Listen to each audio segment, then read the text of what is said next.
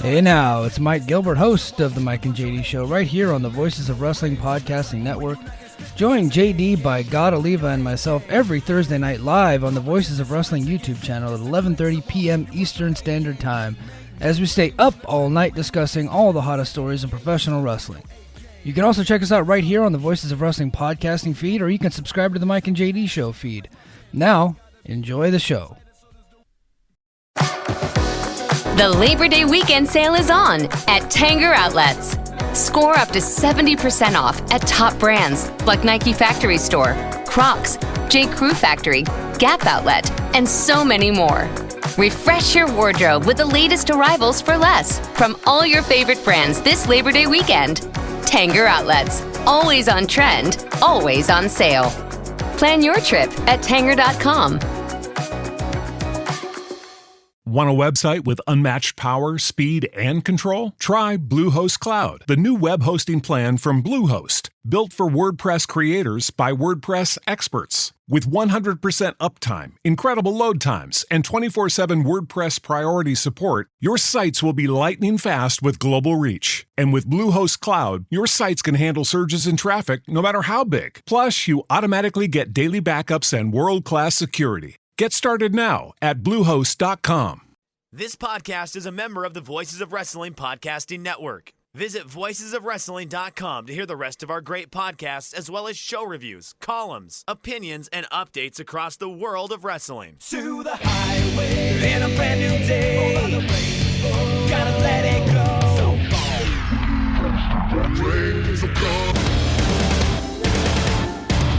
Fast to freedom. Stars tonight together. Here everybody's singing.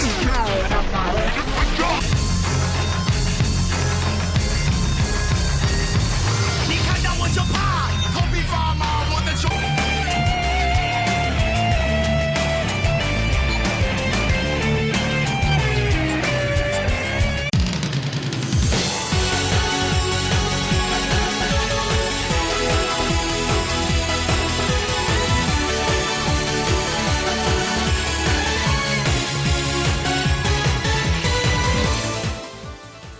Welcome back to Open the Voice Gate for August 27th, 2024. We are members of the Voices of Wrestling Podcast Network. You can find us on the Voices of Wrestling Podcast Network feed or on our own dedicated Open the Voice Gate feed on all podcast platforms and applications. You can follow us on Twitter at Open Voice Gate. If you'd like to donate to the show, click the link in the show notes. It'll take you to our redcircle.com landing site. You click the red boxes to sponsor the podcast, and you can set up a one-time or recurring donation. No obligation whatsoever, but we would like to thank all of our previous sponsors. I am one of your hosts. It's your old pal, Mike Spears, joined alongside, as always, your other co-host, Case Lowe. And Case, if you were participating in an international Grand Prix, who would you want to be there to represent you from the United States? You. I'm touched, buddy. I would have you there. I can't think of an American that I like more. It's just a quick jaunt for me. I can get down there for you, man. Yeah. You can cross on the border. I think it's like an hour 15 from DFW. Yeah, gladly. Yeah, I got nothing else going on. My Instagram is all Japanese guys and Mexican wrestlers. There's no one in America that I really like all that much. Yeah, it is something. Have you noticed sometimes like you are scrolling your phone next to your partner and you go like, I'm on Instagram, and it's just like so many things are popping up and you're like, she has no worries whatsoever about me right now. Well, it's like the only issue I run into is I follow the Weekly Puro account on Instagram, and I'll get like a Joshi bikini shoot every once in a while, and it's like it's not for me. I promise. This is I'm actually looking for like the Yota Tsuji photos on this account. Not any of this. Don't you worry. Yeah, I want to see like what stops were made by everyone in Mexico City this week. I don't care about it. But I want to see like if they took Yota Tsuji to the Ziggurats. I want to see him at the Ziggurats. You know, that's what I'm here for. But yeah, for those who are wondering why I kicked off this International Grand Prix, the most fun anyone can have in an hour of wrestling this year. Like just the blast. It was a really, really awesome match. The whole show was fun. I think CMLL, like we kind of talked about promotion of the year stuff last year, and CMLL has been very steady. It's been good. It hasn't been very good. It's largely just existed week to week, but the high points are still so high. And the Grand Prix, look, last year was one of my top 10 matches of the year, and that was primarily the CMLL guys against a lot of the New Japan LA guys. So it was Rocky and it was TJP and Kevin Knight and all the guys they had still in LA at that point. I thought that match was just a hair better, but that didn't have Claudio versus Mystico, and that certainly counts for something. If you have not seen the Grand Prix yet, you need to go out of your way to watch it. And it doesn't have the Death Samurai Akira grappling with Ultimo Guerrero. Like, Akira kind of works in CMLL, right? It is so wild. Like, the more outlandish you are, like, I've become like a big MXM fan over like the last few months. Like, I get the act, like their Twitter presence, okay, whatever. But Mansoor, just at every opportunity going to just do his poses and then going to kiss the trophy and then doing a running splash was like, I was like, okay, this guy is like, I want to see this dude do like a 9-month tour here. I agree. I actually thought he was actively very good in that match. The only person out of all 20 that were in the match, the only person that didn't bring it was Davey Boy Smith. And that is a fault of him, but that's also like, what were we thinking? Did we all think Davey Boy Smith was going to be awesome in CMLL? No, of course not. He, I thought, actively ground the match to a halt, but otherwise, everybody else had their working shoes on. And it's a shame Americans are too dumb to understand that style of match. And like the even more insulting thing about that, I explained it to Kingsley within like one sentence. I was like, it's a 8-on-8 match. Baseball rules, you have a batting order who you have to tag with, and you keep on wrestling until there's one person. It's not that hard. No, but people couldn't understand the AEW ranking system. Yeah. And this is the company that everyone is going the Casino Gauntlet. It's the most innovative match type ever. And I'm just sitting here going, have we forgotten about the Wakayama winning tornado match? Hey, Mike, are you watching the Rangers game right now? No, is the Rangers game actually happening? Dude, you got to turn it on. I can't. Oh, you can't? Oh my God, that's right. Okay, so Bally's, right? Yeah, I canceled Fubo because I'm not paying $50 for a month for something called Fubo when I'm trying to rebuild a garage over here, Case. So my Chicago White Sox are playing Mike's Rangers tonight. I was just telling Mike before we started recording, I have a very strict schedule of when I take my dog out because it's what I think works best for her and best for me. But she kind of broke schedule tonight and was looking at me 10 minutes before we started recording. I'm like, hey, man, I need to go outside real quick. It's the hottest day of the year in Chicago. It felt like 115 out for most of today. I took her outside. I looked at the sky. I was not ready for the torrential downpour that it was. It started pouring. And 5 pitches into the game now, Mike, they are pulling all the players off the field. Garrett Crochet was acting like it wasn't raining as hard as humanly possible and was just going. And now, from the time I started this monologue to now, they have pulled the players off the field, which is so disappointing. I mean, you get 5 pitches in. You let them finish the at-bat, at least. I mean, Mike, it's raining so hard. It's so bad outside. All I'm saying is that we dealt with that one player who played for 2 teams technically in the same game last week. We can make this work now. I enjoyed that. We're a country of doers. Yeah. Real quick, I've got 3 super quick topics. We don't need to spend a lot of time on any of them, but I want to hit all of them before we talk about stuff that isn't Dragongate and then stuff that is Dragongate. All right, let's do it. Okay. In an update from last week, the Naruki Doi match that was uploaded to the IWRG archive YouTube channel, we have determined that it's not that Doi came to Mexico way earlier than any of us thought. That match is probably from 2001 or 2002 because the luchador that he's wrestling, and I can't think of his name right now, he didn't start showing up in the Lucha database until that time as well. So for some reason, IWRG is uploading all of these cool old matches now. They're not putting dates on any of them. And on the upload, they're uploading 2 matches, and they're not from the same show. It makes no sense. I mean, that is like the most like IWRG thing possible. They've completely screwed up cage match between Saito versus Cyrio. Yes, exactly. So speaking of, the upload today is Ray Pantera and Nemesis against Fantasy and Saito, which is all caps Saito, which is the man that we now know as Super Shisa. And I have not had a chance to watch this yet. Rob Viper assumes it's from July of 98. Yeah, that sounds about right. Yeah, that would kind of make sense. I tried to look this up because Rob made a comment about, this Nemesis. You get a chance to see them. They now are under a new mask, and you don't see them that often. So that kind of sent me on a wild goose chase to figure out when this match was and who that was. So, so that's in the Dragongate channel on the Voices of Wrestling Discord. I obviously am going to devour that because it's Saito and I'm excited, and that's good stuff there. So that's the update. The Doi match, we don't have new Doi lore that we need to dive into. And also, there's new Saito stuff. Obviously, Saito, I will call him Shisa, is Japanese, but trained in Mexico. He was trained by Rey Mendoza. He trained in Mexico with Hayabusa when Hayabusa went over to Mexico. I don't know what he was doing before that. I don't know how he got to Mexico. I don't know if he's a little bit like not Delphin. Who's the guy, the luchador that trained in Japan, and that's like his thing. The luchador who trained in Japan? No, I'm sorry. I got that backwards. The Japanese guy that trained in Mexico. Doki? No, a 90s guy. I can't think of it. I don't know. God damn, what's his name? Who am I thinking of? It's not Hubbo, but it's one of those you're guys. thinking about Nasawa. No, I'm not thinking about Nasawa. Oh, God damn it, I'm not going to be able to think about it. Yeah, this is going to come to us like right when we're talking about Rita versus Mano. Yeah. Hold on, let me go to Cage Match real quick.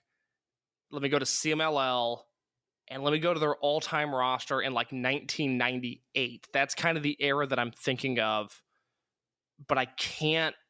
God, I know who it is. It's one of the guys that we like. I just can't think of their name. And as I scroll down they're not a Hamada student. No, they're not. That's kind of their whole thing. Is they're the era after Hamada. Gotcha. Yeah. Now I'm racking my brain. But it's like a guy that ended up working Osaka Pro and that kind of wrestler. Kuga?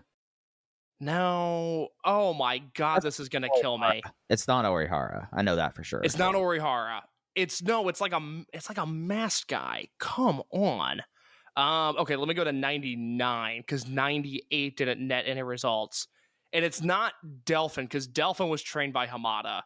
Right, yeah, it's not but Delphin. I'm getting Delphin's in my head because it's not Nanawa. Is it Nanawa? Whose tagline was like Lucha Renaissance? Who's that? Lucha Renaissance? Well, it's not Nanawa. Oh, I got it. It was Tsubasa. That's who I'm thinking of. Oh, right. Yeah. I'm sorry for that diversion. I'm thinking of Tsubasa. Never was a big Tsubasa guy personally, so no wonder it didn't come to my mind. Oh my goodness. Okay, very sorry about that. My point is there was actually a point to all of that. I don't know if Shisa was training with Tsubasa. And that's how he just ended up in Mexico. I don't fully know what his backstory is, but I know he was there before Toryumon came over, and he stayed there and was picked up by Ultimo. That would make sense. I mean... God, I'm exhausted. I mean, like, Toryumon, at least within Mexico, Ultimo Dragon Gym, kind of, in a way, a lot of people ended up there, even though they started elsewhere and didn't necessarily come in through the Toryumon Japan intake. Yeah, so exactly. It would make sense, especially for Saito, someone who, I mean, you're talking about like he was there in 95 training with Rey Mendoza. He got in at like the peak, it feels like, at that time, you know? Yes, I agree. So there's your IWRG update. As long as they keep on uploading Toryumon matches, we'll keep on talking about them. The M2K stuff they put out last week wasn't like a great match, but it's just fun to have all that footage. And there's a lot of 98 IWRG footage that I really want to see. So I hope they keep on doing that. Topic number 2. Can we get a check-in? I know you're a very busy man. I happen to be off of work this week, so I've had way more time than usual, which means I'm dedicating a lot of time to rebuilding Vanderbilt's football program. Can I get an update on NCAA 2025 Dynasty Mode on your end? So right now, I left my children at UTSA. Like, it was just not happening there.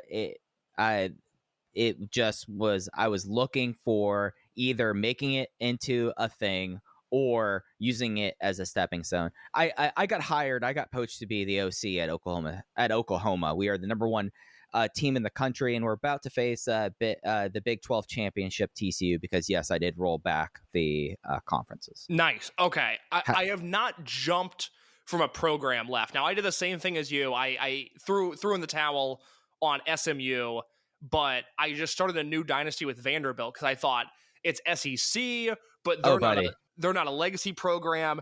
It has been the most fun I have had with a video game since maybe the early days of Skate 3. I am so in love. I've built these guys up through 4 seasons now as a total powerhouse program. Where you get them into Nashville? Say you get them in there? You're getting them into Nashville? Exactly. I've got a whole narrative in my head of like, Nashville's booming right now. Why is their college football program not booming? The Titans are bad now. Vanderbilt's where it's at. I've got 4-star recruits coming in. Next year, I've got 2 redshirt freshman quarterbacks right now, both of whom are 4 stars. One is a pocket passer, just traditional quarterback. The other guy's a scrambler. I'm going to be fighting. I'm going to be causing those 2 guys to fight with each other next season. I can't wait. I love this game. Yeah, my idea is if I take, because we're number 1 ranked at OU right now, I think I'm basically pulling a Rhett Lashley. I'm going to, because you know what team had a losing record this year, and they might need, and Mama might be calling? Who's that? The Miami Hurricanes. There you go. I might have to do that. I've because of everything that's been going on with me this week, I've had a podcast that I've been sitting on. Pablo Torre talks to Michael Ryan Ruiz about the Miami NIL fund. That I'm ready to embrace it and just throw all the money at it.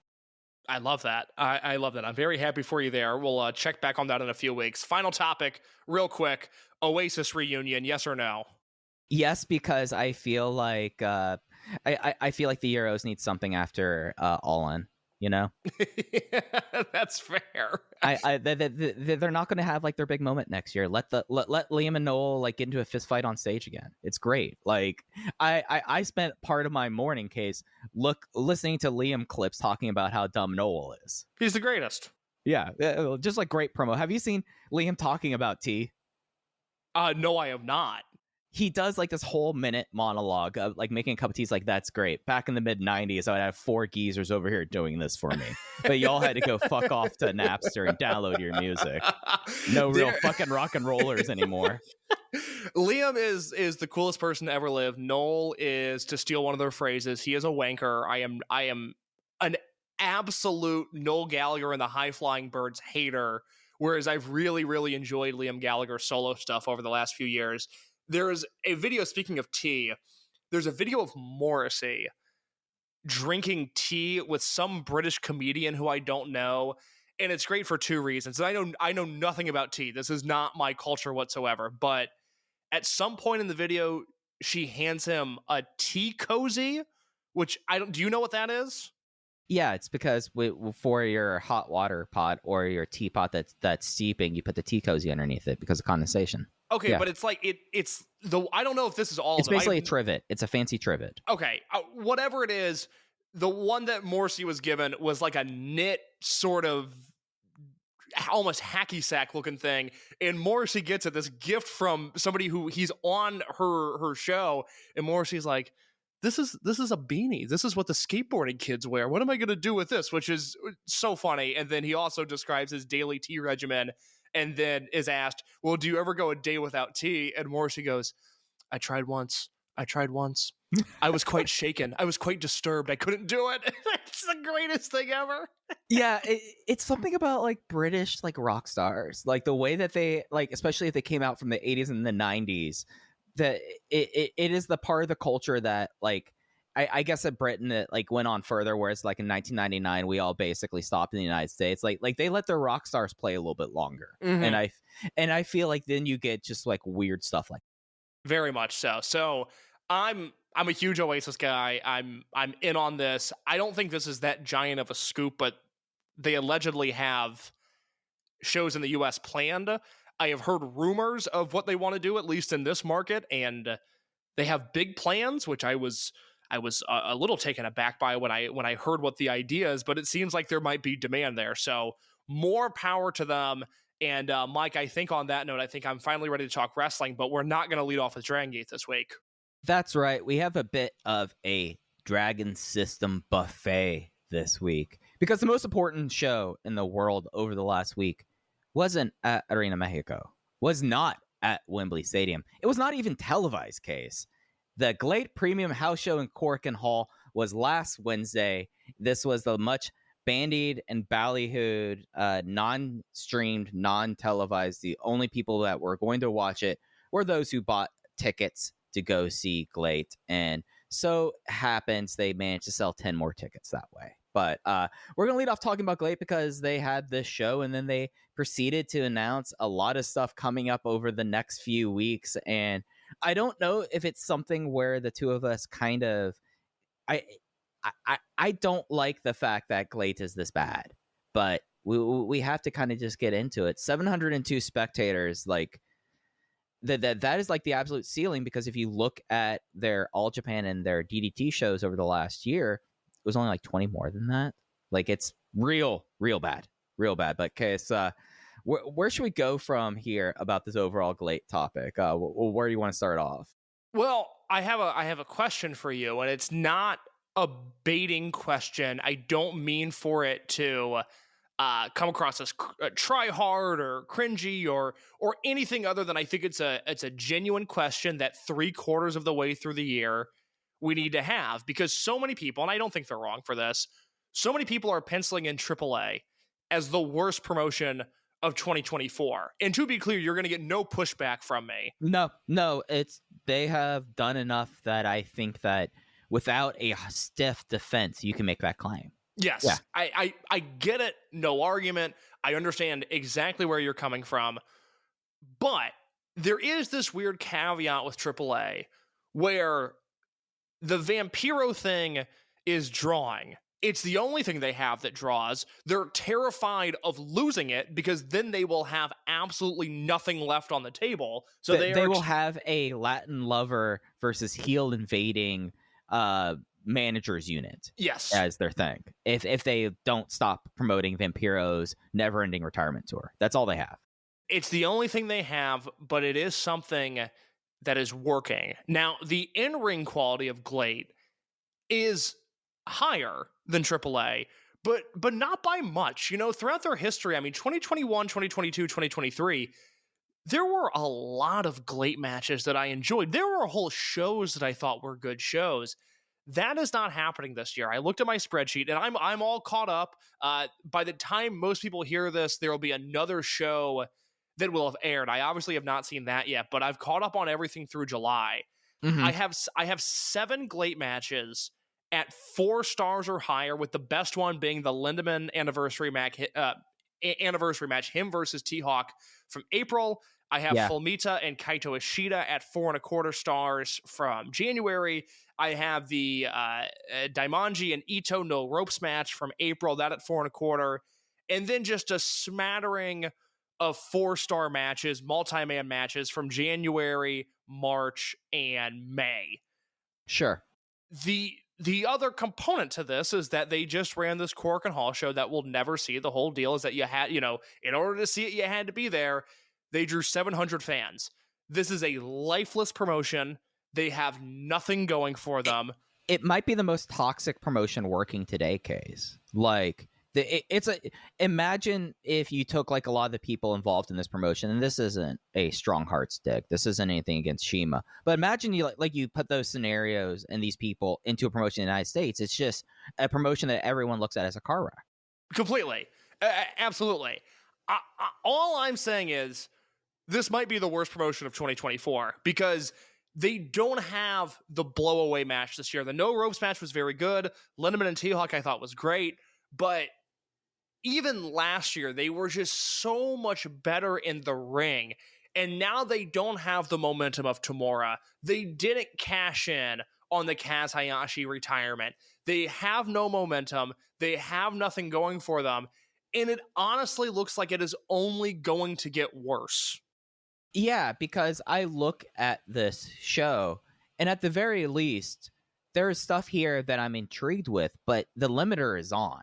Like, I would want to see the Ridgeway and Minoru Tanaka G Infinity match against Kaito Ishida and Tetsuya Izuchi. That's those are 4 guys I really, really like. Minoru Tanaka is probably the most consistently good person I feel like in this promotion that's not a Strong Hearts member. Like, yes, that is the correct caveat. Yes, and they had like what looks like a 20-minute match that maybe could have made that list, because case my list of 4.25 star matches are just or notebook matches in GLEAT this year are the No Ropes match and the El Lindemann anniversary match. That's it.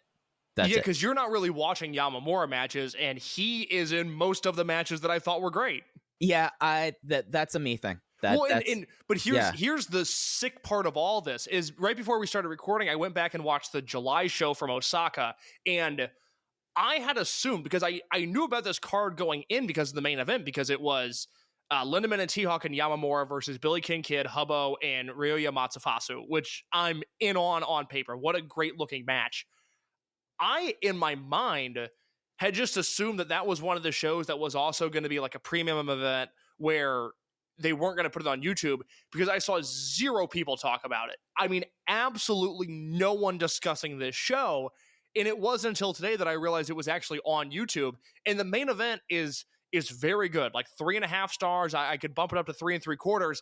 The best guy in the match is Yamamura. He's unbelievable. And it is both refreshing and heartbreaking at the same time that he is their best wrestler this year.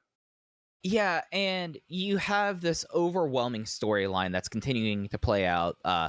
Ryuichi Kawakami basically started this summer by blowing up Ladette president Suzuki and got fake fired, and now has been doing an invader angle where he's brought down people like Jun Tancho involved with this, where like Jun Tancho has been someone that for like years I've been wanting them to do something with, and it's just like, oh, you're now a flunky that just uses brass knucks and it ruins every match. And you end this house show with Chris Weiss showing up, so you're finding a new level of toxicity into your promotion.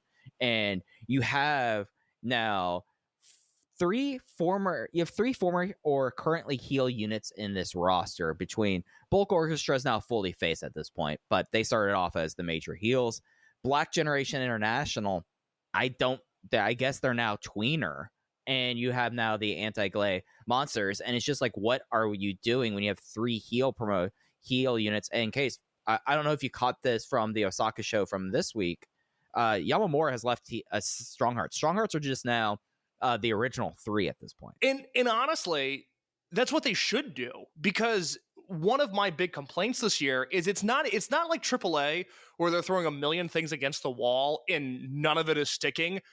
They're just not doing anything. It reminds me a little bit, and then I hate to speculate this way because I don't want anybody to not have work, but it's like I'm watching October, November, December 2000 WCW, where certain people know this is the end of the line, and they're just not doing anything. And so to set Yamamura free, again, morally, I have some apprehension towards it. You are, completely putting on the brakes, which I don't blame you at all.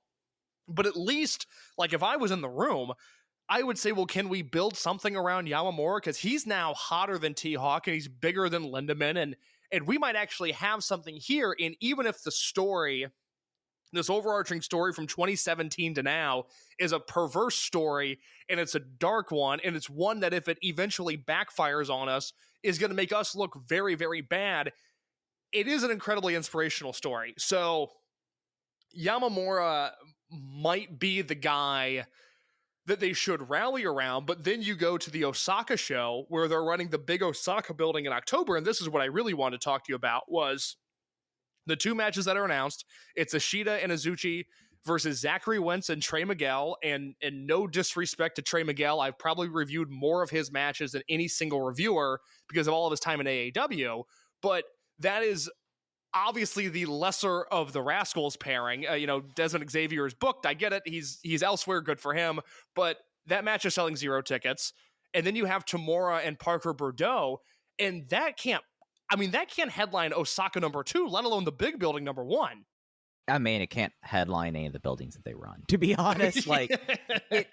And there's always the idea about the big, scary foreign invader. I mean, hell, Dragongate did that this year, and they proved me wrong about Johnny Valletta. Like, you can do that, but Dragongate had Johnny Valletta around for what, 3 months, killing everyone before they gave him a title match. Like, I mean, we were salivating for that match by the time we got there, and we obviously had our concerns, and unfortunately the match didn't really live up to what had been built up by that point. But yeah, no, it was 4 months by that point, January through April, and that match at the beginning of May, where Valletta was going to every single town, doing the same exact thing, and it was working, and it was getting over, and you know, quite honestly, I miss him to some degree, and I think at some point he'll be back. It's just a matter of when, but Bordeaux's going to come in cold, and with all due respect to him, because I actually think he has talent and might be too much of a punching bag at times, he is no Gianni Valletta.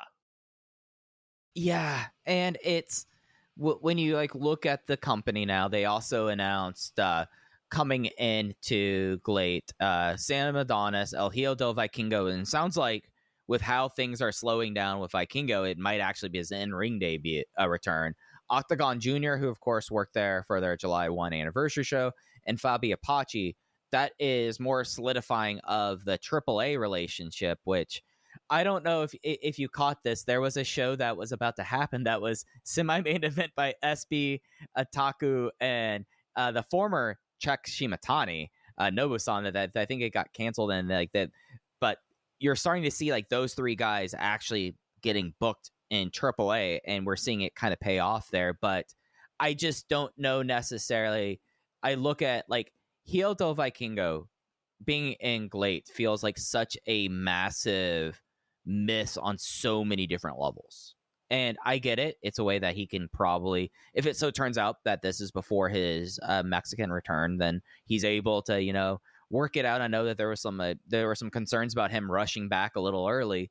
So that all makes like a lot of sense to me in that regard. But I mean, dude, it's you look at like what they have announced and how this promotion has gone. They've been clawing to get anything other than the absolute minimum of disaffected former Dragongate fans and people who still believe that UWF is a viable like thing in 2024. What's going to do when you add in people from AAA who are just going to be like dropped in? Like El Hijo del Vikingo coming into this promotion should be treated like the biggest thing possible, and it's just like, oh yeah, but don't worry, Parker Boudreaux is in the main event and Edion Arena Osaka in case. Unless someone pulls a singlet off the wall, which we cannot discount at this point, is this even a show that's going to break 1,500? No, and that is what I was getting to. Is I am now putting the odds of Yoshino doing a comeback match here at not very likely, but not unlikely. I think we are strictly in the likely category of Yoshino wrestling on this show. Doubtful. Well, we've moved it from being counted out to doubtful. If we're using I would even go IR higher. report. I think probable, it is. I think it is probable. Let's do the NFL Sunday injury report here. Right. Yeah. I think it is probable. The main event. Well, I guess what we assume is the main event, the G-Rex match, is such a dud of a match that they have to have something else, and it can't be Kawakami because that story's not over. Weiss. It can't be Chris Weiss because he doesn't draw ever. No, there's got to be something else, and maybe their idea is that it's Vikingo and it's Marufuji and it's Shima against whoever else, and they're gonna do all-star six-man tag, whatever. I don't think that's drawing 1,500, and I think Vikingo in Japan should be a big deal, but I don't think that's drawing 1,500 people to the big building. I don't know if it would sell out the small building. I think Yoshino's coming back here, and part of me saying this is cynical, but I say it as a cynical wrestling fan, not as somebody that even covers Dragongate, because as I've stated many times, I want GLEAT to be great. I would love to be able to invest time and energy and emotion into this product. I just can't with the way it's presented. But I started thinking about Yoshino coming back today, and thank God that when Doi went freelance in 2021, he went All Japan, DDT, Dragongate, and didn't get sucked into GLEAT, who I imagine at some point would have made him an offer or there would have been some contact there. I don't know that for sure. But what a bummer it would be to not only lose what he's currently doing with Paradox and Dragongate, but to lose out on possibly the All Japan stuff and the DDT stuff and just the general joy that Naruki Doi has brought on this year by him being a GLEAT wrestler and them doing a half-ass Speed Muscle reunion on this show. That is all I could think about today. Yeah, I guess if my suspicion, and we'll talk about one way is that our suspicions have been wrong over the last week, but my suspicion really is that because Yamamura is kind of that figure, do you think that they try to do Yamamura and Yoshino maybe with Soma Watanabe and then get like 3 bulk orchestra guys, and that's what they're going to try to do with that? God, that doesn't sound good. No, it doesn't, but like I feel like that they're going to try to pen those two together. No, I think it'll be Yoshino and Shima. Now they might be against Yamamura and somebody, but I can't see Yoshino wrestling and Shima not being in that match. That's fair. But yeah, no, absolutely. Like Naruki Doi, I feel like and it was something that like really came off as we get into like his homecoming show and all of that. And Alan did incredible audio about both him and Dragon Kid right after Kobe World, the Pro Wrest Paradise at PW Torch VIP. But you really like look at the guy, and I feel that this has been something for me at least over the last really the last like 48 months for me with Naruki Doi. I've grown to have such more of a deeper appreciation for it. I get a sense seeing what Doi has done that he could smell a rotting fish from a mile away and saw this and was like, I want no part of that, because he's worked everywhere else. Literally, he has worked everywhere else. He has worked PPP. Like, there's not very many places left in the greater Japanese wrestling ecosystem other than if he wanted to show up in Noah or New Japan. Like, that's really it, other than GLEAT. Like, it's very now. I feel like that we could probably, by just looking at where he's worked at and the fact that he has not worked there, that's a very deliberate choice at this point. I would completely concur. You know, again, I'm just so glad if they did reach out to him that he sniffed that out. And, you know, now he's having the best run of his career, and he's doing it, you know, in his 24th year, in his 40s, and that just would have not been possible. So we'll keep tabs on that, because I am fully on it's probable that Yoshino is wrestling on that show. They tested the waters on his first produce show in February. He did the 5-minute exhibition with Shima, and they will really be tempting fate. You know, they have the Yamamura thing, which, knock on wood, so far has gone well, and I really, really don't want it to go poorly. But you have to remember, you know, by the end of Yoshino's career, people were describing his physical state as being like Masawa's towards the end. You know, trouble brushing his teeth, trouble moving around, odd sleeping positions because his body hurt so much. I just worry they are going to poke the bear one too many times with severe injuries and subsequent comebacks. No, I think that it's a awful idea, but I mean, you look at what has gone on and how things really changed over 6 years for Yoshino and his just kind of everything. I would say it's my greatest unanswered question is what happened, because for years, you know, everything that Saito's doing right now, we were told by people that we know and that we trust that this is going to be Yoshino. And it was across the board. It was Yoshino is in a position to eventually take over this company, and insert Ryo Saito here. Right. So maybe it was something that maybe the further he got away from Shima, the more he wanted to hang out with him. Like at this point, that's kind of like the without knowing anything more. I mean, you know as much, if not more, about the situation than I do, and it's just weird. It's one of those big like unanswered questions. Like last week, when we were talking about Rewind and Rewatch. Thanks for everyone for checking that one out. And if you haven't, make sure everyone sees the Hulk Hogan story. But how we still like, there's so many unanswered questions about 2003. I feel like that we are going to be waiting a long time for 2018 talk, because I feel like there's a lot there that still has not really come to the surface yet. And I don't know if it ever will, to be honest. No, I mean, look, it's you know, dojo stories and what happened between Saito and Yoshino and Kido in 2018 is kind of at the top of my list of unanswered questions that I have. Mike, do you want to talk Pro Wrestling Noah real quick? Yeah, let's do this. So, N1 Victory, I know you've been keeping up on stuff. N1 Victory was something over the last few weeks, Case, that sadly kind of went to the wayside. They have their final, though, coming up, and a lot has been announced for it. In particular, we have the N1 Victory final, Kano versus Kaito Kiyomiya. Kaito Kiyomiya is putting on the GHC title for that match. As well, we're having a really fun 6-man tag that Luis Monte, who's been over there working Noah pretty consistently during this tour and during the tournament, he will be teaming with Galeno Del Mal and El Hijo del Dr. Wagner Jr. So he's with the Instagram Grandpa's boys going up against Los Golpeadores, Dragonbane, and Alphen along with Shun Skywalker. Interesting card that they are having in the big building coming up on Sunday. Yeah, I don't have a ton to say. I just want to point out that 6-man tag is happening. It looks awesome. Yeah, it looks awesome, and it's a weird deal where you look at this Noah show, and Junta just worked Dragongate, and he's in a singles match against Masaki Kitamiya, and then you've got Monte and Skywalker in the 6-man tag. And then you've got Eita and Shuji Kondo in the semi-main event. Yeah, semi-main eventing this thing, which, big ups for Eita there. It's such a bummer. It just speaks to the Noah Juniors division that Eita and Shuji Kondo are a tag team, and I don't care that their matches are never any good. And it's how is that possible? Oh, because it's the Noah Junior division where things go to die. And then look at the junior heavyweight title match, and it's Daga challenging, and he is somebody who was very good in Dragongate, and then went back to Mexico and disappointed everybody for a few years. And then I mean, let's be fair, he disappointed in Dragongate too. I liked that run. It was fun. I wasn't saying about anything in ring. Oh, well, that's true. But it's just look, we're a long ways away from Mitsuharu Misawa's Pro Wrestling Noah. This is not Green Mat Noah anymore.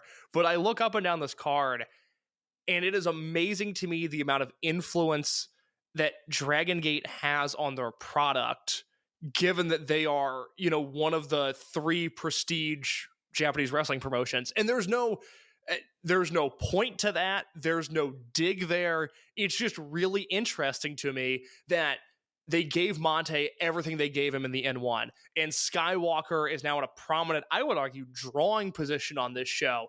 And they just used Junta, and Eita and Kondo are homegrown talent. And Daga was there for a long time. Daga would not be a Noah without Eita, who he befriended in Dragongate. It's just very interesting to me. I don't think 20 years ago, going back to 2003, which we talked about last week, I don't think it would have been possible to fathom at the time Toryumon one day influencing that era of Noah the way that they have.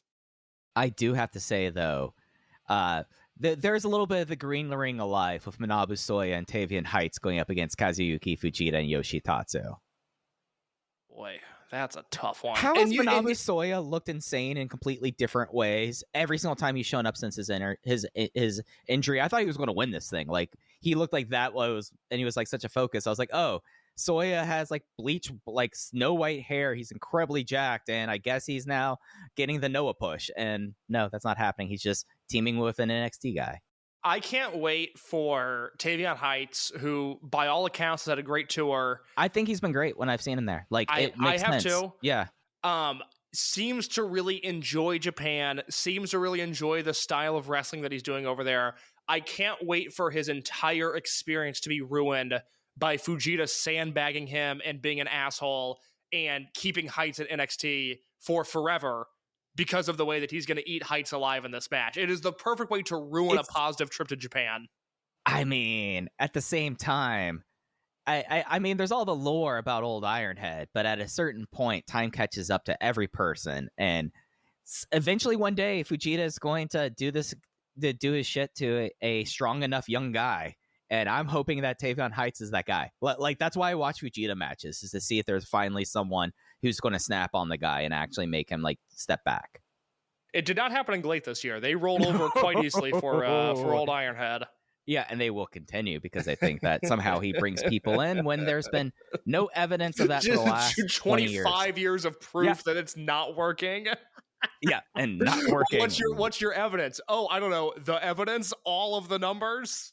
And numbers roll up too that Kazuki Fujita is just a very funny person who everyone just like Pride did a number on everyone. It did a number on the Japanese industry, and it did a number on talent evaluation and the idea of what a star is. And hey, a great match with Tanahashi. A great match with Tanahashi. It was 20 years ago. Yeah. So I don't know. I'm putting money on Tavion Heights there if they're going to scrap. I enjoy your optimism there, Mike. I really do. We haven't talked about this. We're gonna end up doing a rewind and rewatch next week. But if that Noah 6-man is good, I want to carve out time for that as well. I'm actually extremely excited about that match. Oh, absolutely. Me too. After all of this case, should we talk about what exactly a GATE of MIYANE is? Let's do it. So this week we got 2 shows that made the network. The monthly Kobe Sambo Hall show was taken over by Japanese newscaster, entertainment host Seiji Miyane. This has been something built up throughout the last. I feel like the first time we saw Miyane was like I know Sponge Guy was around at that point, but it was like March or April because it was when it looked like they were going to do Shun and Shushi Ishikawa. Yeah. So this big booked and promoted by Seiji Miyane Sambo Hall show. We'll talk about that. Naruki Doi and Nara. The one thing that we know about Naruki Doi for sure is that he loves his hometown of Nara. It was his 24th anniversary and his homecoming show this week as well. But let's kick it off with the GATE of MIYANE. Absolute sellout at Kobe Sambo Hall. You could not shove another person in there. I feel like just overall, I think just off the top, Casey, your thoughts about this kind of unique Dragongate show that had a lot of everything on it. It felt like.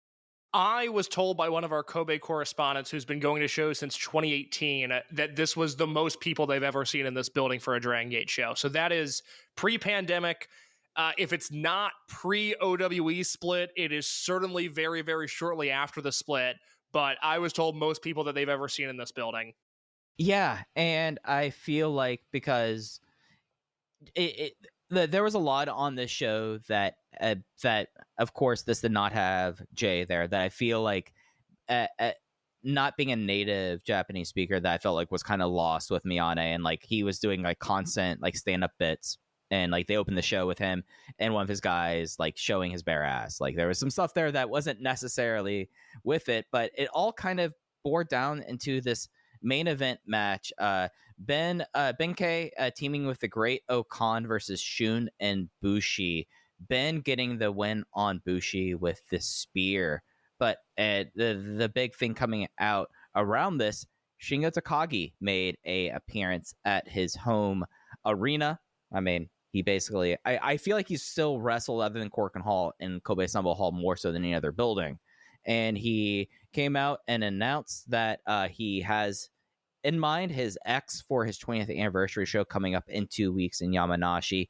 And it's his best frenemy, Yamato. We thought Yamato might have to go help out the GM that day, but it turns out he gets a day off to go hang out with Shingo and do the New Japan show in Yamanashi. Okay, I've been wrong about the Yamato title run every step of the way. Couldn't be happier that I've been wrong, by the way, because it's all worked out great.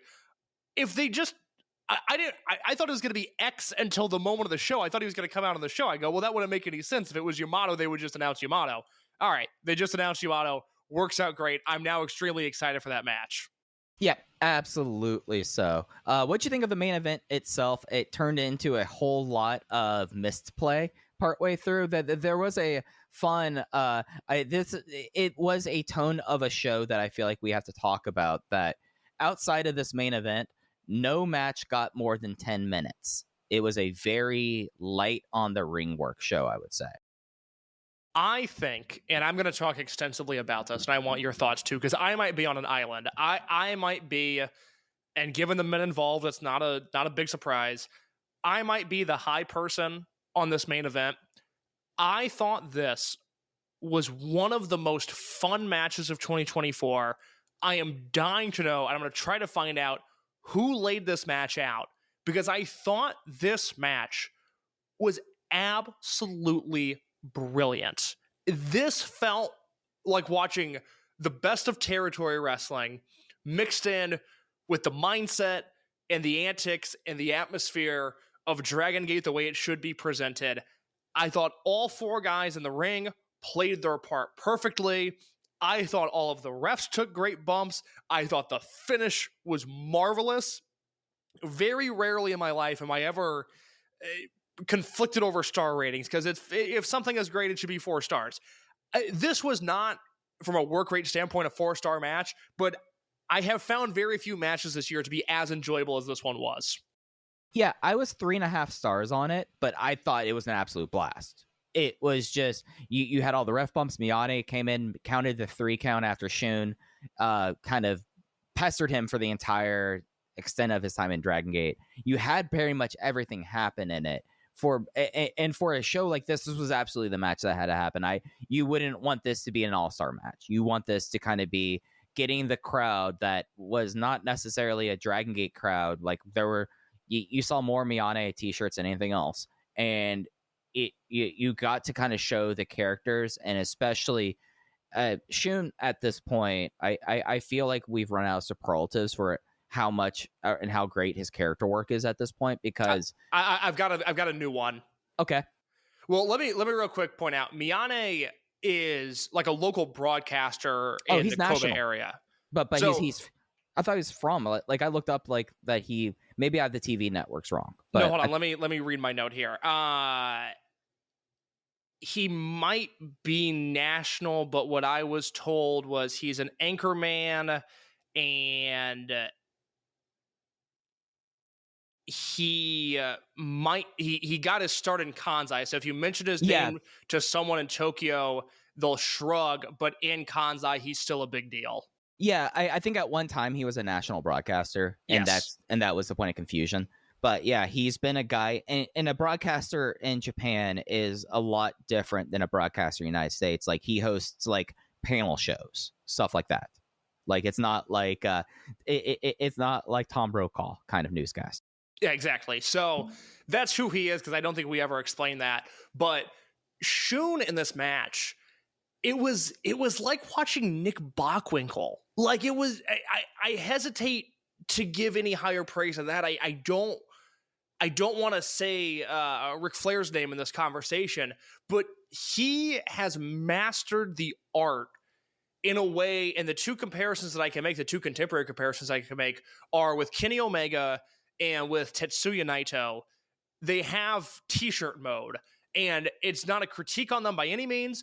We all have nights off. There's nothing wrong with that. But when you saw Omega in 2016 and 2017 with the blue and pink pants and the t-shirt, or when Naito came out and kept the t-shirt on the entire match, that was their off night. That was their goofing around night. We weren't getting big match Omega. We weren't getting big match Naito.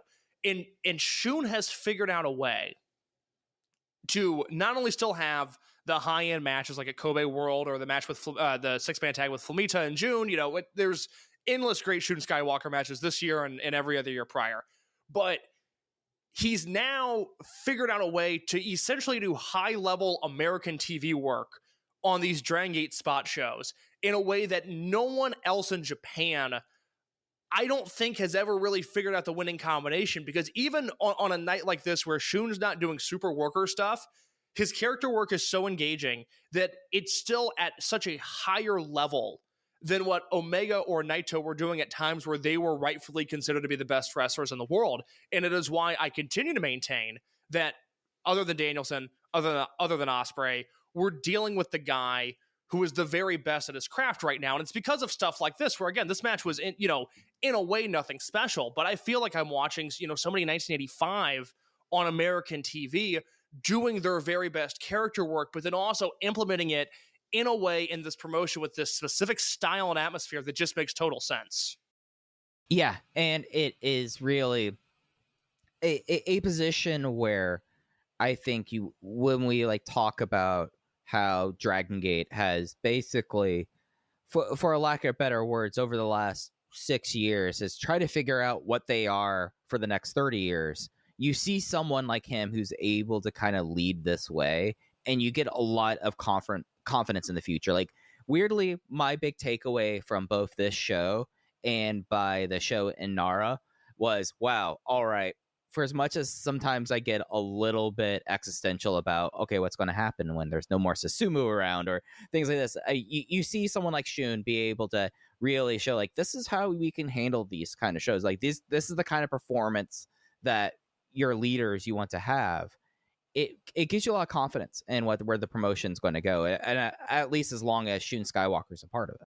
And also, and I want to get back to Shun, but on that note, credit to Ben, because 5 years ago, Ben K might have had more cachet with the American fan base than he does now. But could you imagine Ben 5 years ago in this environment? He couldn't talk. He couldn't cut promos. That was the entire gimmick. And man, I thought he fit like a glove in this environment. Yeah, and it's really showing his own confidence and like how the last few years he was able to kind of find the thing that let him become a relatively good talker. And I think you also have someone in this match in Great-O-Khan who, in a lot of ways, I look at Great-O-Khan and he's never going to be a 1 or a 1A. I feel like it's just not who he is, and that's not the hand that he has been dealt, and that's not what the company wants. But you have someone who has like this level of like ability and of course like his amateur career, but he's been able to like add to it with just like odd things about him that have given him like so much character, like to the extent that like he has like one of the biggest gacha games as a sponsor on his tights, and that's like celebrated, and it's like, oh yeah, Great-O-Khan, he's actually just a huge geek. And it really, I feel like at a time really endeared him with fans that he wouldn't necessarily get. And I think seeing him team with Ben, especially Ben going through like his own journey and in discovering charisma in a way, I comes like, maybe Ben, you could get something from working with Great-O-Khan a little bit. Like you're on the way, like you're still like, I mean, 2019 to 2024, night and day, but you have a guy right here who has been able to do that voyage himself, and there's a lot of things you can get out of it. I guess we had this conversation 2 weeks ago when we talked about some of the New Japan guys that we aren't high on, or at least aren't as high as others are on. I'm always blown away by the assessment that New Japan has a brighter future than Dragongate, because I mean, even in Z-Brats, just forget the potential of a future babyface Shun Skywalker turn. Even in this iteration, which has now existed for 2.5 years, which for a Dragongate heel is a very, very long time, I still feel like they are only at the tip of the iceberg with Shun. And that's not to mention, again, Junior and Tanaka and the kids beneath them. But you have Shun, and you have Ben, and you have Yoshioka, and Strong Machine J always carries a giant asterisk with him, and we'll see what comes of Kakuta. And it's just like, oh my God, it's still an embarrassment of riches. And I think the thing that is hindering this promotion more than anything right now is not the talent, it's the budget. It's the actual presentation of these shows, because they don't have the glossy look of a Wrestle Universe show, and they don't have the lighting rig of a New Japan show. And I think the thing that's hurting Dragongate right now is literally just how the shows look, more so than any of the components that are happening in the wrestling ring. Did you notice that there were new cameras, at least for the Miyane show? I did not, actually. Yeah, no, it was very clear to me that they were using better stuff. And That's good. It might be linked to Miyane's broadcasting job. Like they might be filming that as well. Because you had a Kobe Sambo Hall show that was not just hard cam. That I did notice. There were things that were done on the show that Nara did not have, but that's also we got to see kind of like what Dragongate could be if they kind of upped the game in some certain aspects this weekend, and then we kind of saw what Dragongate kind of is with a doing a show on a stage of a hard cam, you know, like on a theater. So I thought that it's something where I look at how the show went, and overall it's such an enjoyable show. Like this was not a show you're watching for the star ratings. You're watching to see how everything kind of is. You see the pairs, you see the second generation versus former Natural Vibes, you see the hunks versus the vets, you see Cyber Kong versus Big Boss Shimizu. And you know, I did mention that there was not a lot of ring time on the show, but like I guess I didn't like fully make my point there. It was not needed on that. Like, you had a 2-minute, 20-second Daiki Yanagiuchi versus Kota Minoura match. That was exactly what it needed to be. It was perfect. Let me real quick, go back to the main event. I just want to break down the ref bumps here real quick for those Sure, that haven't go seen ahead. the match, because I think this is worth noting, because I don't think I've ever seen a match fully structured like this that was so effective at getting the celebrity involved in a way that wasn't annoying. So Yagi starts the match out as the referee, and about halfway through, Ben goes for a corner spear. Shun shoves Yagi into the way. Okay, down goes Yagi. We all follow. Nakagawa comes out, which, you know, he's obviously had his health problems. He doesn't tour, but he still refs these Kobe shows. Nakagawa is, and I mean this with objectivity, the greatest referee bumper of all time.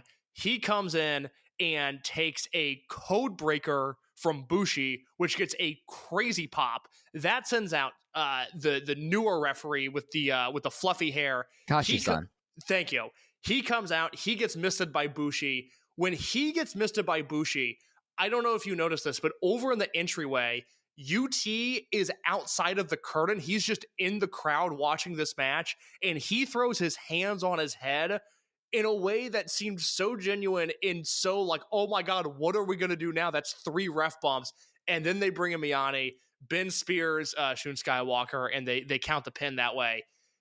It reminded me of that Taru and Stalker versus Susumu and Kanda hair match that we watched for the M2K podcast we did in February, where that felt like Memphis got transported to Cork and Hall for one night. This was, I don't know what the territory comp is here, maybe Mid-South, where it was just so much nonsense and so much ballyhoo, and it all just, by the end of it, it was just perfect. It was really, to me, one of the defining Shun Skywalker matches. You know, if we were going to do a best of comp of his career from 2016 to now, it's not making the top 15 best matches he's ever had, but it's on that bonus disc as like a, hey, if you enjoyed those, you're really going to get a kick out of this. Yeah, no, it was the most fun 3.5 star match I've had in a long time. Like, yeah, really, really enjoyable. So those are my thoughts on the main event. And where do you want to go from here? Yeah, let's talk about the semi-main. The Art Moving Center presents Handsome Guys versus Old Guys. Yamato, BB Hulk, Hyo, and Dragon Daya are the hunks. Mochi, Fuji, Kanda, and visiting Taru no Hashi are the old men. DDT from Daya on Kanda here. I don't know what it is. Whenever I see Taru no Hashi, I get put in a good mood, Case. He is at the very top, and this is Bill Simmons-esque commentary. He is at the very top of the, hey, I like that guy list of just a wrestler you see. You don't know why you're as connected to him as you are, but every time you see him, you go, hey, I like that guy. And that is Taru no Hashi. Yeah, I just like that guy. Not a whole lot to the match, I felt like. It's actually my biggest complaint of the night is while this match lasted, and it only went 7 minutes, I thought it was fantastic. And I think the missed opportunity on this show is not having one match that went out of its way to be really, really great. And given the way that this match started, I thought we were halfway to a really great match, and then it just ended. And that is the one thing that I think they missed out on here is you had your fun with Cyber Kong, you had your fun in the Battle Royal, Minoru versus Yanagi served its purpose. Main event was what it was, which was phenomenal. But where was the, hey, this is Dragongate, if this is your first time here, this is what we do differently sort of match? I think they were missing that from this show, and this seemed to be the one that had all the potential, and it was super, super fun, but I just thought it should have been twice the length. Yeah, whereas the second gen versus Natural Vibes, former Natural Vibes members match could have been that, it kind of turned into instead of being the match, it's like, this is Dragongate, it became a very referential match about Natural Vibe stuff, and like doing, and everyone kind of turning on people in a way, and like Natural Vibes members kind of playing off of that in a manner that I don't think had the opportunity to be a standout match, because you had that in that trappings, whereas, yeah, no, the Atomico felt like it had the lane, especially for someone like Nohashi. For a guy of his size, he always bumps around surprisingly well and is willing to fly around. Like, you could have had, like, I'm still intrigued by the idea of what Daya versus Nohashi would look like. Like, you give him 10 minutes. I have no idea. Look, I wish Nohashi would do all the Kobe shows and some of the Tokyo shows. I wish he was just around more. Absolutely. Before this, we had this was the semi-main, so there was intermission. Before intermission, it was announced we have the next debut date for a new generation wrestler. It is the debut of Akihiro Sahara coming in Kobe next month. Love it. This is the guy who was as wide as a door frame. I cannot wait for him. His Twitter profile photo is perfect. It's fantastic. This is, another thing to be excited about. You have the very hyped Corkin debut coming up here next week, but also everyone that has sort of an investment in the Dragongate Young Boys. There's a group of sickos in the extended universe, and for as great as the kid in Corkin might be, I think everybody that I know is kind of going like, yeah, what about the kid at Kobe? He's kind of built weird, right? I mean, I'm right now looking at his Twitter profile photo. He has like the unsure smile, and he barrel-chested young man. Barrel-chested. He will not be skipping over to G something anytime soon with the way he looks. It reminds me a little bit of when Shoya Sato was around, and Don Fuji gets a kick out of beating up young wrestlers just in general, but Sato brought something to the table that created almost a level playing field with Fuji, and I get the sense that Fuji and this kid are going to do so many sumo spots over the next year, and it's going to be enjoyable literally every single time that I see it. Yeah, I can't wait until we get the Beefy Boy series. Yep, it's coming. It is something where, like, I'm intrigued, but what Sahara versus even Ishin is. Like, Ishin should, like, tear through the guy, but what if he's too big? Yeah, no, there's a lot of possibilities there. I always have to slow my roll because he's going to debut, he's going to be great, and I'm going to want him to do something immediately. I don't see that happening with him, but I get the sense that just because of the way that he's built, because of the way that he's shaped, that his young boy matches are going to be so different and by proxy so enjoyable. So keep an eye out. Akihiro Sahara coming in the next Kobe show. Let me pull that up real quick. Just so End of the month. So on September 29th in Kobe Sambo Hall, the debut of Akihiro Sahara. What'd you think of the second gen versus former Natural Vibes match? Because I was really... It was so referential. It kind of like I what you were saying about wanting the 8-man tag. This was the one where I felt like could have really gotten and been like the standout match of the show, and it just kind of not ended up being that way. Though Kamei wins with the JFK crucifix on Mochi Jr. And done in a manner where it's interesting where Mochizuki Jr. is slotting right now. Like that was my big takeaway. It's like, okay, Jr. is still lower than Kamei. Did not see that coming. I thought this was a very good weekend for Strong Machine J, and that's maybe an odd takeaway to have from this, but I thought both in this match and the Nara show, I was gravitated towards J more than just about anybody on the show. That's fair. That's fair. I can totally see that. What'd you have on it? I came in at like 3 on the dot. 3 1/4, but that's also, I think, in part just due to the vibes of this show. Mm-hmm. We had the Daiki Yuichi versus Kota Minoura match. Before that, Kota is still wrestling in a t-shirt. Daiki had a bit of offense, but then the referee got distracted. Low blow, Golden Rose. So jumping ahead here to Corkin, Daiki's in the opening match. He's wrestling Punch Tamanaga. Are we finally going to do something with this guy in September? I mean, I look at this card, man, and that's definitely... You don't put a guy up against Punch Tamanaga unless you're doing something with him. Like, that's like the one weird thing about Punch Tamanaga. Someone's in a singles match against him. Something's happening. And I can't entirely rule out turning him heel.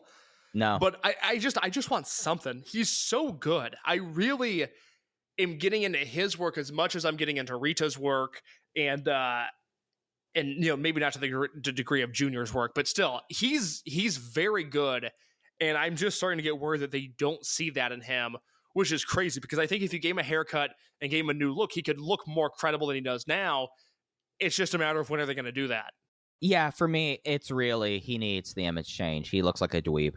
And he does, but it's worked because I think he's been a dweeb for so long now that it's like, oh, that's our dweeb. He's going to hit the amazing Tope Suicida, and then he's going to lose, and it's a formula that has worked for me, but I'm ready for more now. That's fair. We had a special Miyane Rumble, which everyone was in the ring before we started. Genki Horiguchi, Sachioka Boy, Kagatora, Mondai Ryu, Punch Tominaga, UT, La Estrella, Ryoya Tanaka, Ho Lun, and Kai. Came down to Kai and Ryoya, and it was the Ryoya show up until he was going for all of his crazy pinfalls, but then Kai got him with the authorized Ganosuke clutch to win the Miyane Rumble in 6 minutes and immediately started taunting Seiji Miyane.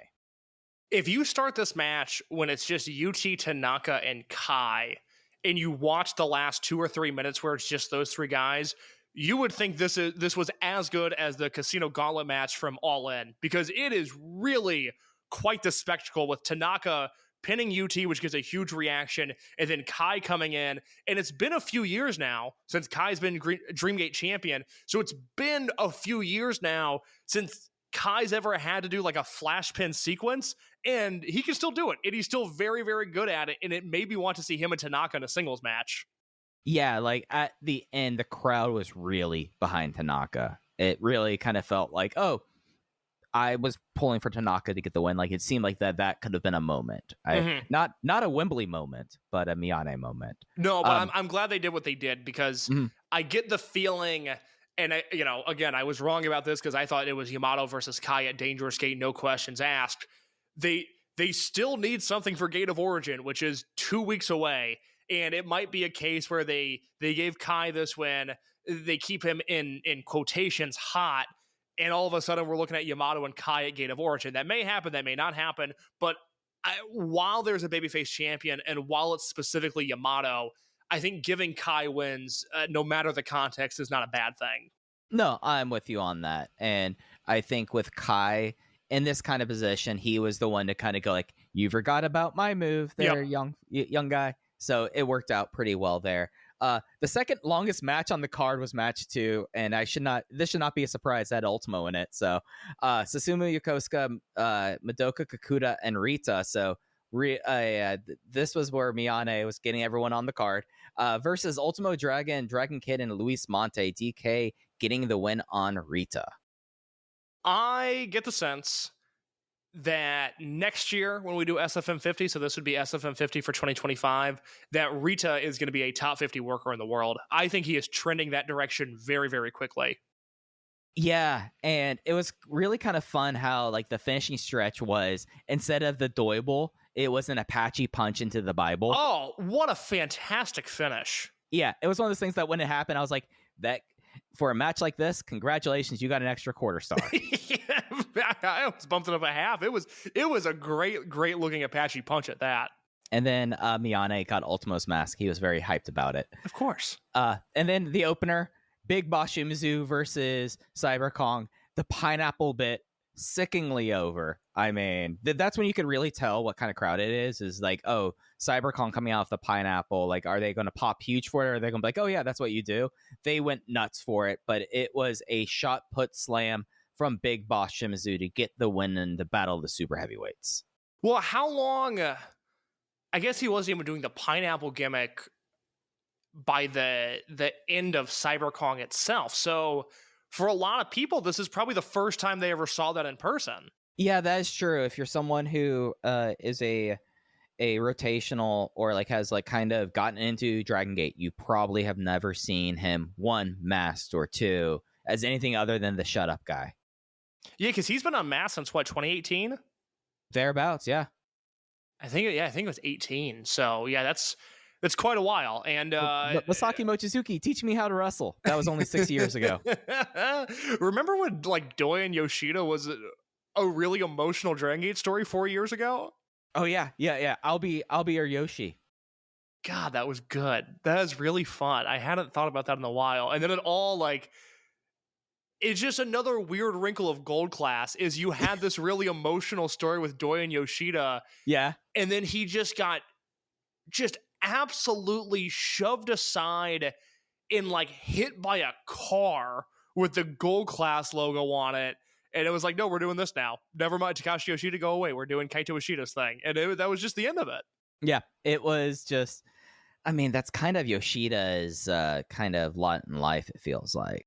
It served its purpose, but it felt like there could have been a larger payoff there with Gold Class at some point. and it just never happened. This is going to sound weird. In my mind, this is a whole Mandela effect thing. I feel like Takashi Yoshida was a member of Team Boku. He wasn't. No, but I understand why you say that. Right, because it does definitely feel like the kind of thing that he would have got himself caught up in with Naruki Doi. Yeah, Naruki Doi was in Team Boku. He was. It's what makes the Doi thing so remarkable. Is Doi was my Flair Thez winner in 2020. In 2021, it looked like he was going to retire, and then he took some time off. He came back, and it was like, oh, he's fun in All Japan. Oh, look at him go! And now he's top 10 wrestler in the world this year. Yeah, I mean, and I'm just enthralled by Naruki Doi. Remember, I was like the big Naruki Doi, not a great singles wrestler person a long time ago. Well, how wrong I was. But you're not wrong, because 2020 completely changed the way we look at his entire career, because he got redemption on what was a bad Dreamgate run. And it's not like even in the throes of 2013 through 2016, where you have more Western eyeballs on Dragongate at that point than any other time, he would have a 4-star match with Yoshino, and he had like, that's the thing I'm trying to think of. John even Moxley. During that era. Well, yeah, the Moxley, but even like I'm thinking post DGUSA, so fair 13 through 16, Ustream and Nico and just free Dragongate wrestling being widely accessible. He had a great match with Yoshino on a pay-per-view, but I'm trying to think of the great Doi singles matches from that time period, and I'm coming up blank. It wasn't a Yamato match either.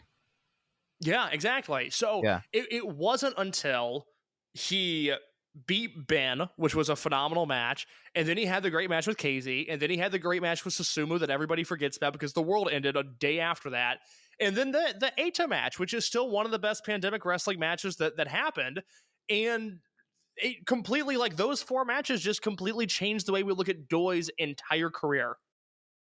Yeah, I need to get to a point where I feel the need to reassess 2020, because I have a feeling that my opinion of Naruki Doi will go up even higher when I start rewatching his title run. I just have not felt like I need to get into COVID era Dragon. Well, the good news is the only COVID match he has is the Eita match. That is true. Because KZ and the Susumu show was weird, because it was like, hey, come and see us, but chill out and maybe spread out, but the show's happening. The world's falling apart, and I mean, we still have the show here, guys. Yeah, I mean, come to Osaka, hang out, see what's going on. But it was, I mean, even watching those shows was a very weird feeling, and that was at a point where there were a lot more English speakers or English adjacent speakers in Japan that we could talk to, that were going yeah, it's really scary. We were being told not to leave any building that way. It's just bad. And then it got way worse. And, we are where we are now. But, the KZ match was in front of a red hot Korakuen crowd that was stuffed to the gills. And, the Susumu match had a hot crowd, and the Eita match eventually got there, even with all the restrictions in place. Yeah, no, absolutely. But that was Gate of Miyane. Definitely would want to see what comes out of the mind of Seiji Miyane next time if they come back for it. It was an overwhelming success of a show. I feel like from the Dragongate side that it's an easy win, and I think you're getting someone who's a local in the area celebrity.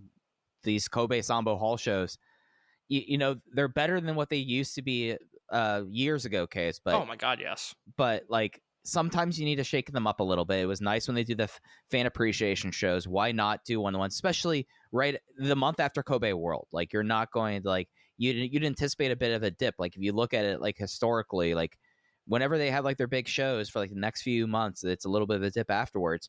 The perfect idea to completely cut that out. I felt I want them to revisit this again next year. I really hope they do it again. The way to think of this show, first of all, if you haven't seen it, go watch it. The show flies by. It's super fun. It's going to put a smile on your face. But we all know that in All Japan, the Saito homecoming shows are this unmitigated business success that doesn't really exist in Japan right now, because even if the arrow is pointing up for any promotion, it's maybe up 1% year over year, or it's up 3% year over year.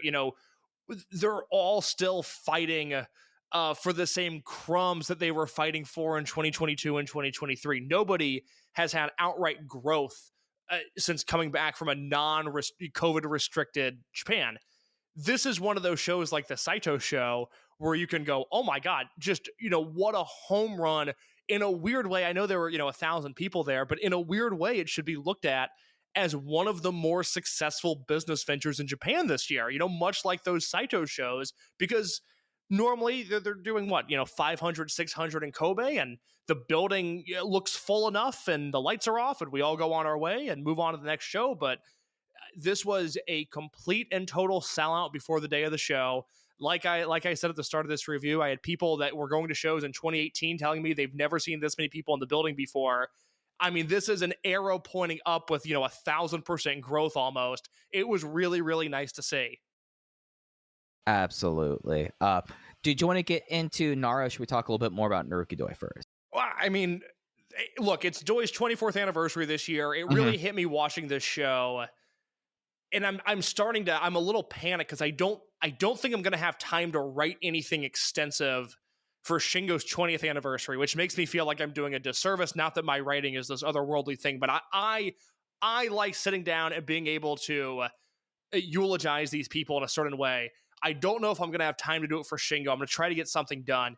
But for Doi's 25th anniversary, there should be something done. There, for lack of a better term, should be some sort of eulogizing that is done, because I think he's worked for so long and he's worked so many places and he's been good in so many places that everybody has a Naruki Doi story to tell. So no, I don't have much more to add on just Doi as a wrestler. That'll come next year, because I think I have a lot that I want to say, just not now.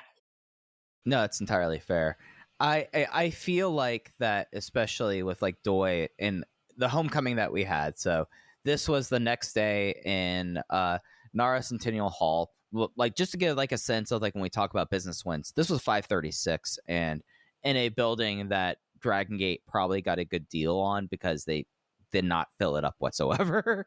But so that's like my mindset, at least with that. But I came away from this show like feeling very optimistic, if only for you had a semi-main event that you had D Courage versus Big Hug. They've been kind of doing these matches across Japan. And did you see how insane the crowd was to try to get the autographs for Dragon Dia and Madoka Kakuta? And how much of it was just kids there doing it? Like, more so than anyone else on the show other than Naruki Doi. When I saw like that happen, I was like, oh, the new fans are coming. Like, it could happen. Like, it gave me a lot of heart from that. And that was like one of my big takeaways from a Nara show that, at least for me, like, we talked about how sometimes the biggest impediment for Dragongate is just the fact that it is an independently run promotion with like the production that comes with that.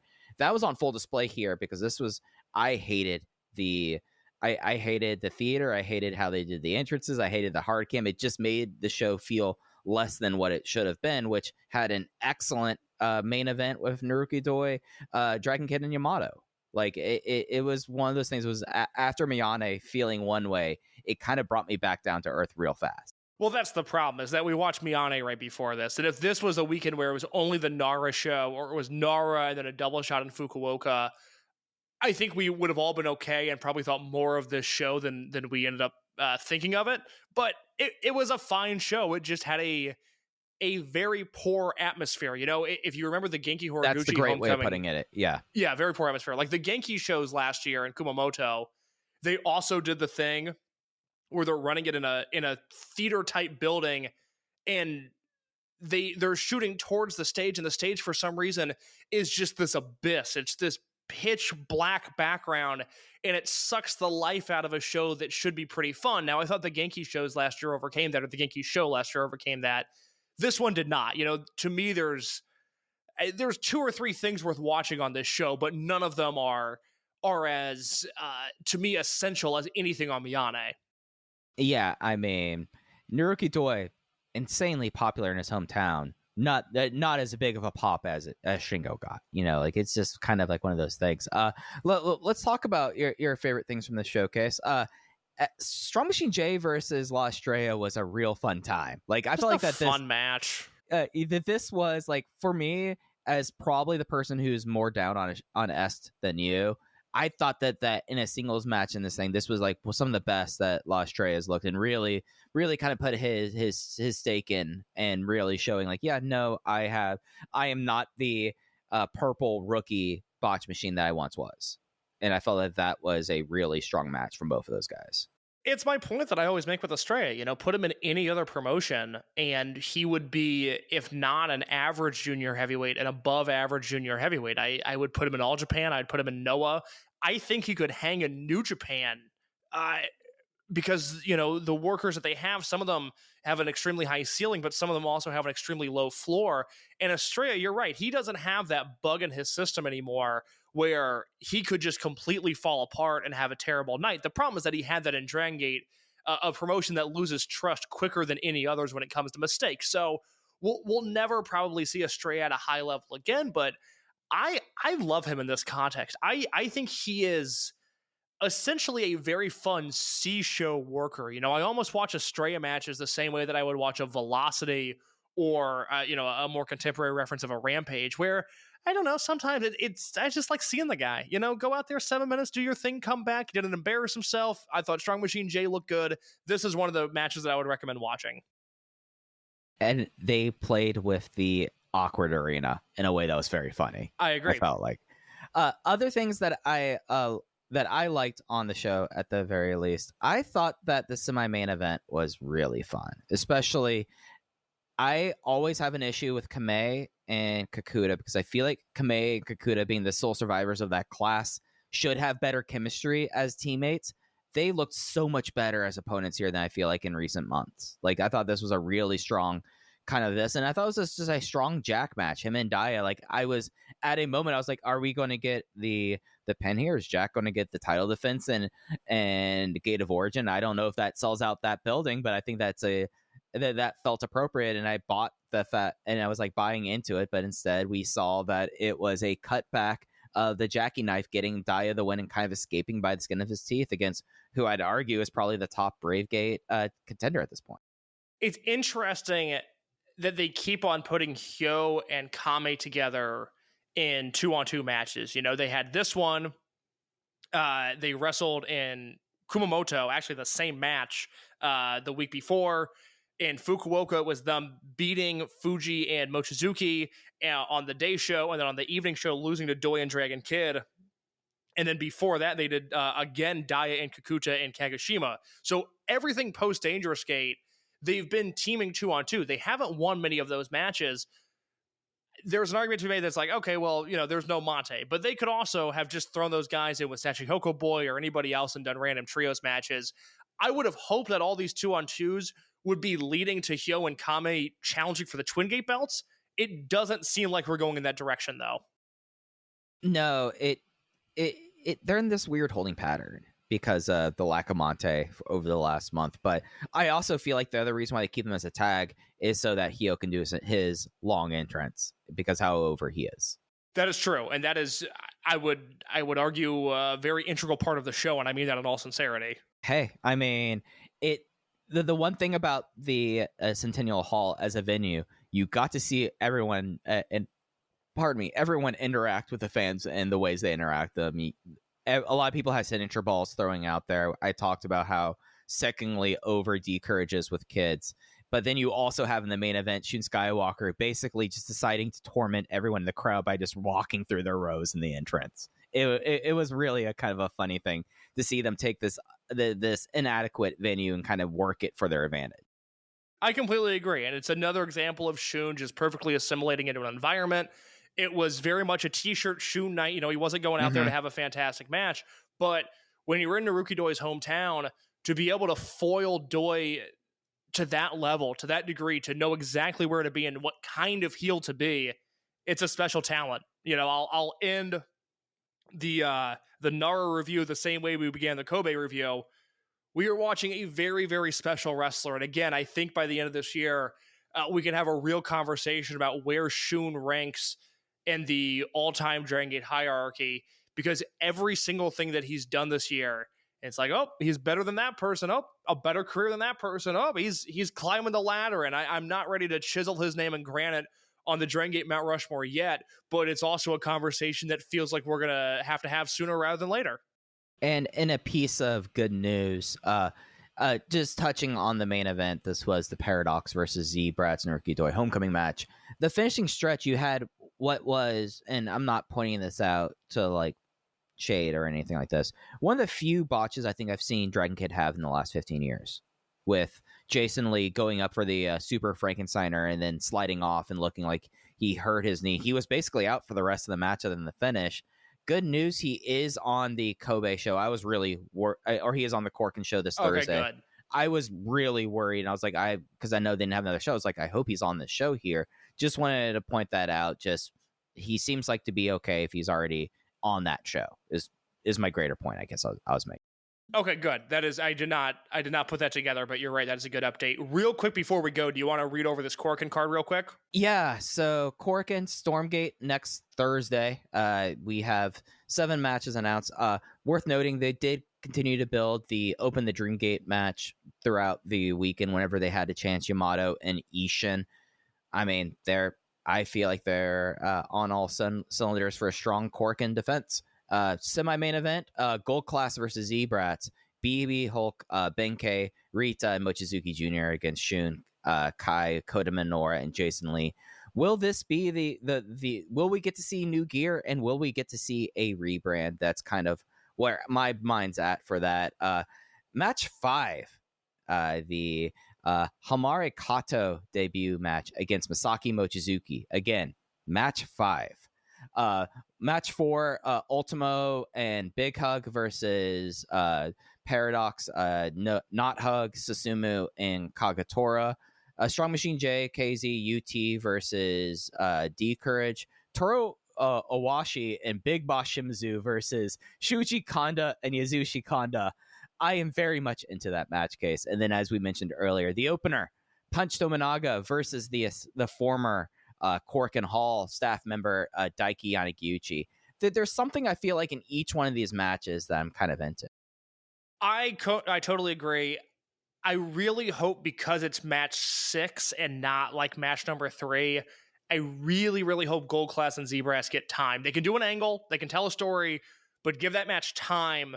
Let that be utter chaos, and then do what you need to do at the finish of that match. But I am hoping that is one of those where it is more of a great match than a great angle, and then maybe we have something come out of it. But I think Rita and Minoura are ready to kill each other. I've loved all of their interactions so far. Rita has almost had his ass a couple times. I know. It's really, really interesting what they're doing, because Minoura, he obviously killed Daiki on the Kobe show, but when he's in there with Rita, it's not complete and utter domination. It feels very Tom and Jerry in the best way possible, and I really like the approach to that.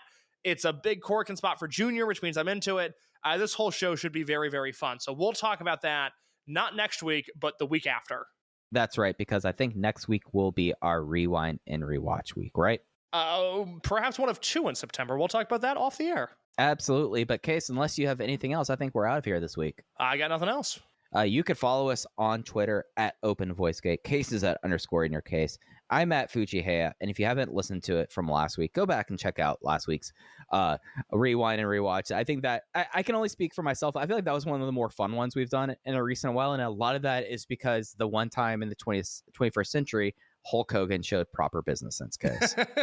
Very much so. But that's going to do us for us here. We'll be back with you next week. Take care. Hello, everyone. My name is Taylor. And I'm Kelly.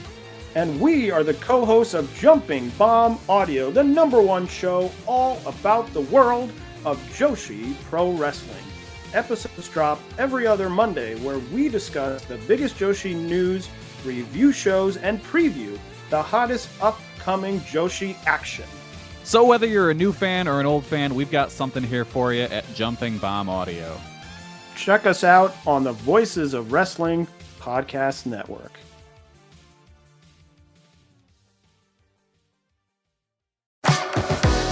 The Labor Day weekend sale is on at Tanger Outlets. Score up to 70% off at top brands like Nike Factory Store, Crocs, J. Crew Factory, Gap Outlet, and so many more. Refresh your wardrobe with the latest arrivals for less from all your favorite brands this Labor Day weekend.